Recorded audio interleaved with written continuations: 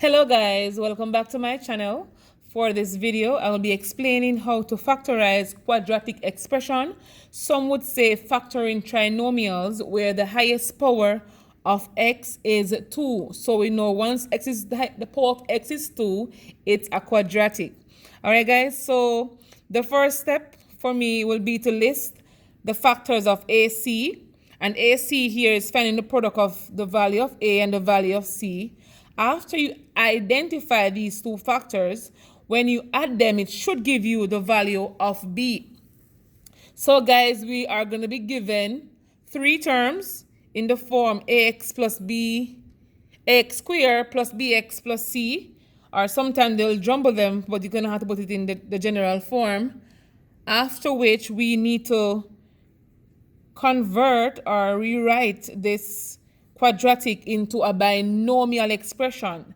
And we know that binomial expressions are expressions that multiply by themselves. All right, guys, you have two brackets being multiplied by itself. So we're going to get right into a question. All right, guys, and before you go to the question, I want to say thank you very much for your support, guys. I really appreciate this. So the first question I have here is x squared plus 7x plus 12. And right here, this is in the form ax squared plus bx plus c. So we know here, guys, if you should line them up, a is equal to 1, b is equal to 7, and c is equal to 12. So guys, leaving from this three term here, we're going to go to a binomial. So I can go ahead and draw my binomial. That's my two parentheses or my two brackets being multiplied by each other.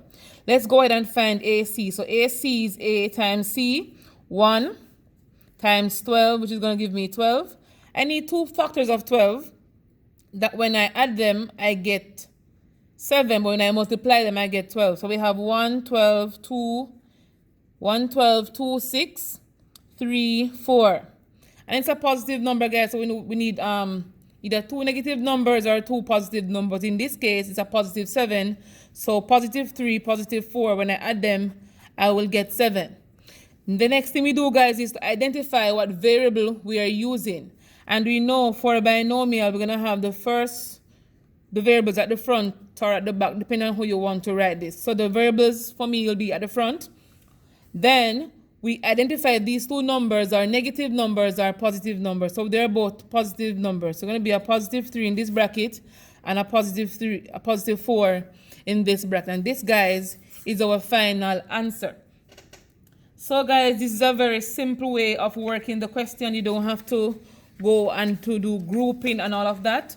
Once you find the two factors of the AC and to get the value of B, you just simply put it in the given parentheses for the binomial.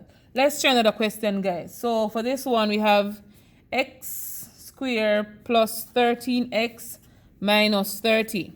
Let's go ahead, guys. A is equal to 1 because a 1 is right here. B is equal to 13 right here. And C is equal to negative 30. A times C, 1 times a negative 30 to give us a negative 30. What two factors of negative 30? When I add it, I get a positive 13. So let's go ahead and do this one, guys. So we have 1, 30, 2, 15. But it's gonna be a negative 30. So one of the factors has to be negative. So it's a negative 130, negative 215. We have negative 3, 10. We have negative 5, negative 5 times 1, negative 5, 6.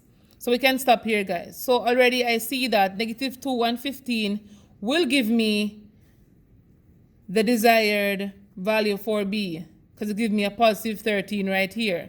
So I can stop right there, guys. So again, I'm going to be drawing my two parentheses to represent my binomial. The variable I'm using here, guys, is x. So x will be in both of them. Then I identify the number as a positive number or a negative number. So it's going to be a negative 2 and a positive 15. If you should expand this bracket, guys, using FOIL, you should get back where you started out from. Let's try another question, guys. So x squared plus 5x minus 36. All right, guys, A is equal to 1, B is equal to 5, and C is equal to negative 36.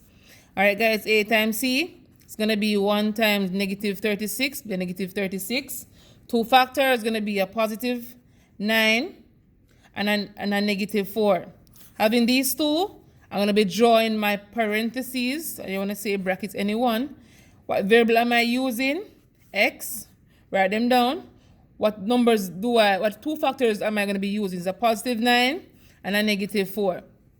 All right, guys, so thank you very much for watching. I hope you understand this method that I used. I also have another video if you want to go to the grouping section, the grouping method. You can also check it out, guys.